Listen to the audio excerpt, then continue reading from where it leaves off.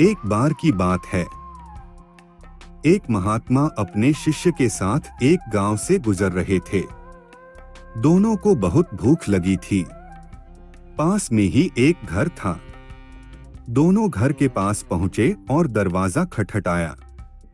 अंदर से फटे पुराने कपड़े पहना एक आदमी निकला। महात्मा ने उससे कहा, हमें बहुत भूख लगी है, कुछ खाने को मिल सकता है क्या? उस आदमी ने उन दोनों को खाना खिलाया।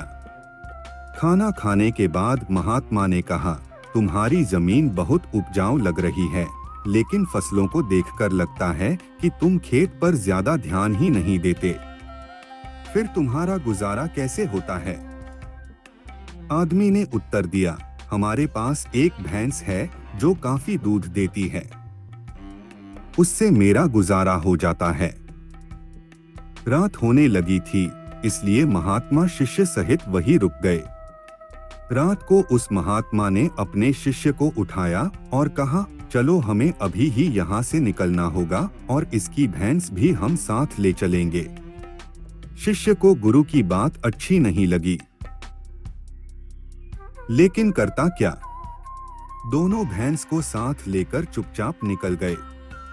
यह बात उस शिष्य के मन में खटकती रही। कुछ सालों बाद एक दिन शिष्य उस आदमी से मिलने का मन बनाकर उसके गांव पहुंचा। जब शिष्य उस खेत के पास पहुंचा तो देखा खाली पड़े खेत अब फलों के बगीचों में बदल चुके थे। उसे यकीन नहीं आ रहा था।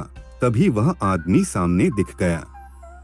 शिष्य उसके पास जाकर बोला, सालों पहले मैं अपने गुरु के साथ आपसे मिला था।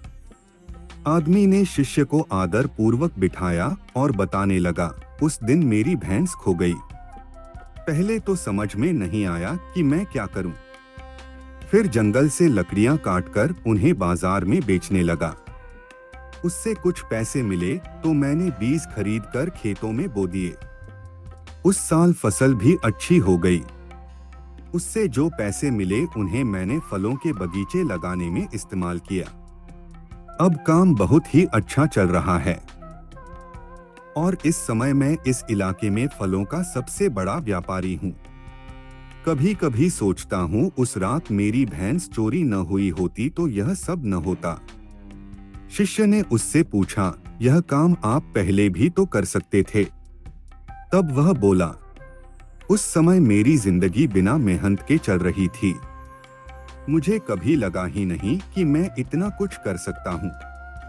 मित्रों, अगर आपके जीवन में भी तो कोई ऐसी आलस रूपी भैंस है जो आपको बड़ा बनने से रोक रही है, तो उसे आज ही भगा दें। यह करना थोड़ा मुश्किल है, लेकिन असंभव नहीं है।